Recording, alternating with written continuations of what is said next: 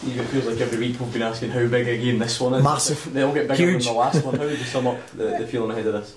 Listen, you won't dress it up as we haven't done all, in the last run in of games. It's a big game, big game for people saying it's, much bigger than the Rangers playoff game it is, because, we're still in control of our own destiny, and we're under no illusions how big the game is and how positive a result can set us up for Tuesday night's game. What are you going to have to do better this weekend then that you perhaps didn't do last week or in the last couple of games? Stop making individual errors. It was there for everybody to see the last two games. You've dominated large parts of the game.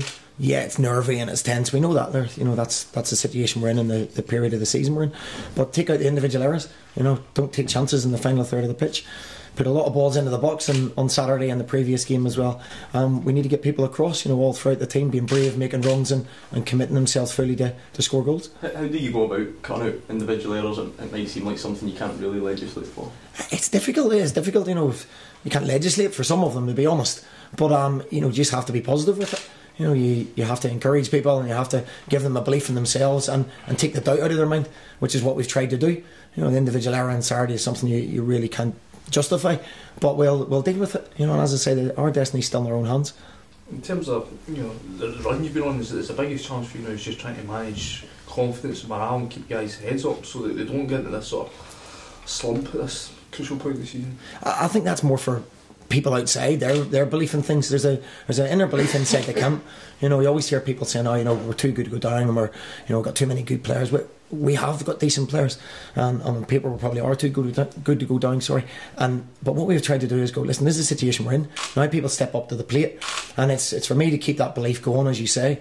But I don't think there's a lack of belief. There's a frustration, very much a frustration that we have made individual errors and decisions are going against us.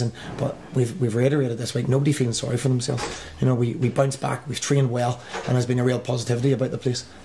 Do you feel there's a limit to the number of times you can give a kind of great motivational speech to get the players going, or have you still got a few up your sleeve? Listen, to be honest with you, if I have to motivate anybody for Saturday, then they shouldn't be at this football club. It's as simple as that. The enormity of the game and what it means to everybody inside this football club, the fans, everybody around it, I shouldn't need to motivate anybody. Of course, the motivation is as an individual to do your very best, and as a group of players for Motherwell Football Club. So I think the motivation will be there anyway.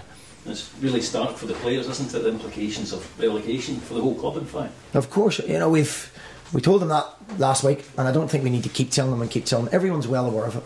And as I say, I don't think there's a lack of effort.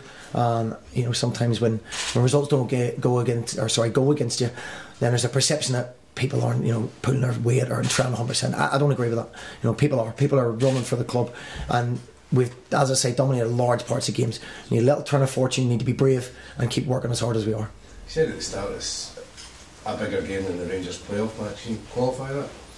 Well, because we don't want to be in that situation again. Now, as I say, our destiny's in our own hands. So this game, if we can get something from it, and especially a victory, then it really does set us up, and it gives us that belief back and the momentum which we haven't had all season. We haven't won 2 games in a row.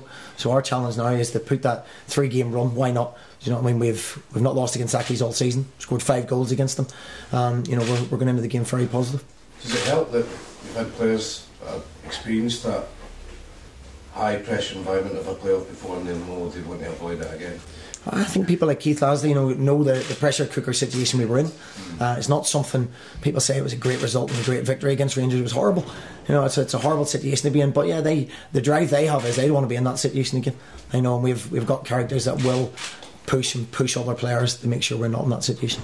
Reports today saying Rangers after one of your players, Ben Hennigan. Has there been any contact? There's been no official bid from anybody. No. So, sort of talent is he? Is he someone you obviously want to keep? Most definitely. We don't dress it up. We're a club that sell players.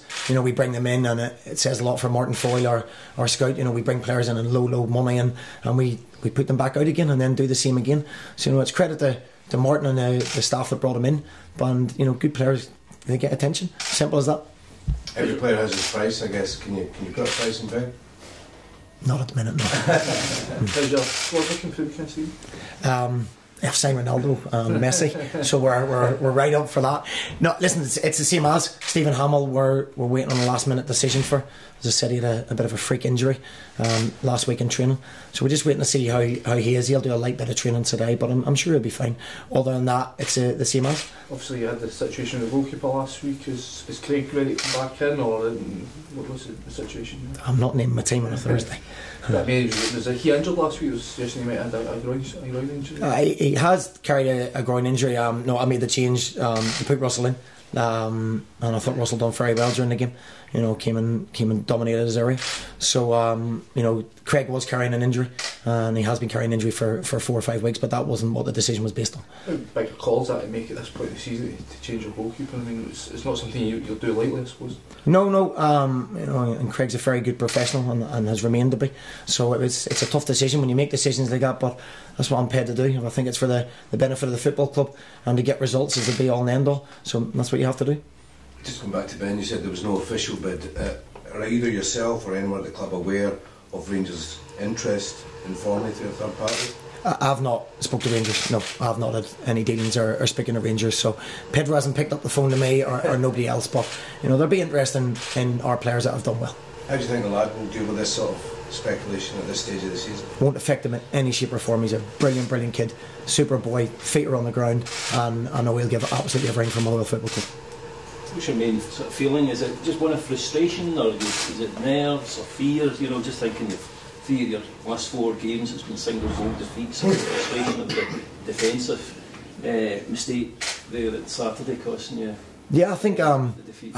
Good question. That's the word, frustration, because if you're coming off the pitch and getting dominated every game and don't look like you're going to score and not creating chances, and you know, don't get me wrong, there's nerves out there in the players. They're human, as I've continually said, but we've dominated large parts of the game, and we've just not had a little bit of fortune at times. Goals that weren't given, and you know, individual errors that we spoke about. So it is frustrating because I know we're not far away, but now's the time for results.